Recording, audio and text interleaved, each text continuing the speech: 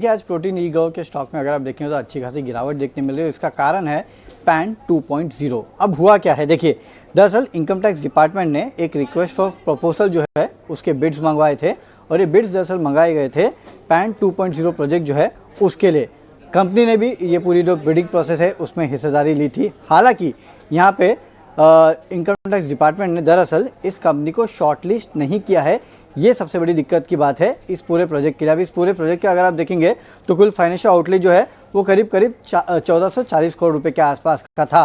और pan services अगर आप देखेंगे तो ये जो प्रोजेक्ट्स है ये दरअसल प्रोटीन ई गव के लिए काफ़ी इंपॉर्टेंट है, क्योंकि फिलहाल भी अगर आप देखें तो टोटल पैन सर्विसेज जो है उससे प्रोटीन ई गव को करीब 50% के आसपास की रेवेन्यू जो है वो आती है। और इस प्रोजेक्ट के लिए शॉर्टलिस्ट नहीं होना ये कहीं ना कहीं कंपनी के लिए एक बहुत बड़ी अनसर्टेनिटी है कि आगे चल के कंपनी का जो ओवरऑल मीडियम टर्म आउटलुक है वो दरअसल इससे खराब हो जाता है। काफ़ी सारे एनालिस्ट मान के चल रहे हैं कि FY26 में इसका आपको बड़ा इंपैक्ट देखने मिलेगा। थोड़ा बहुत म्यूटेड देखने मिल सकता है, लेकिन आगे चल के सिग्निफिकेंट इंपैक्ट आपको देखने मिलेगा, खासकर रेवेन्यूज़ में अगले 2 से 3 साल में। और साथ ही साथ FY27 की जो ओवरऑल रेवेन्यूज़ है उसमें काफ़ी हद तक आपको डिक्लाइन भी देखने मिलेगा, क्योंकि काफ़ी लोग ये मान के चल रहे थे कि शायद इस प्रोजेक्ट के लिए इस कंपनी को शॉर्टलिस्ट किया जाएगा, लेकिन इस कंपनी को इसमें कंसिडर नहीं करना ये कंपनी के लिए दिक्कत की बात है। और याद रखिएगा पैन सर्विसेज जो है इस कंपनी के लिए काफ़ी बड़ा कैश जनरेटर रहा है, जो कि कंपनी आगे केपेक्स के लिए भी यूज़ करती थी।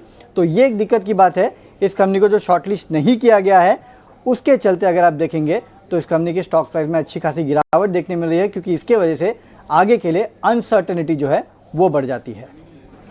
जी धन्यवाद वरुण, आपने बताया क्या क्या रीजंस है प्रोटीन ई गव में ये जो गिरावट है उसको लेके। लेकिन यहाँ पे जो है श्रीकांत जी, प्रोटीन ई गव के चार्ट एक बार देखिए, स्टॉक 20% डाउन है और उनका कॉन कॉल भी हुआ था 12:30 बजे, लेकिन उसके बावजूद जो है उनके जो भी आप कह सकते हैं रिप्लाईज आए या पूरी कमेंट्री आई उसके बावजूद जो है कोई रिकवरी नहीं देखने मिली है। तो यहाँ पे जो है करंट लेवल्स पे यहाँ पे सेल कॉल है, अवॉइड है, क्या इंपॉर्टेंट लेवल्स हो सकते हैं प्रोटीन ई गव के लिए, एक बार श्रीकांत जी ज़रा बताएं।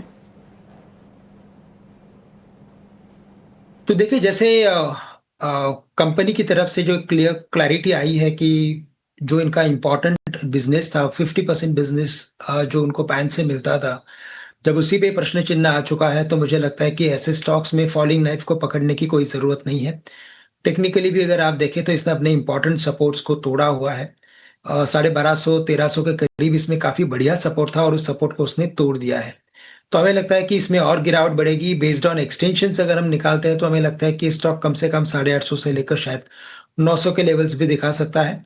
बट साथ ही साथ हमें देखना पड़ेगा कि कंपनी और क्या अनाउंसमेंट्स करती है, उसी के ऊपर इसका फ्यूचर तय करेंगे।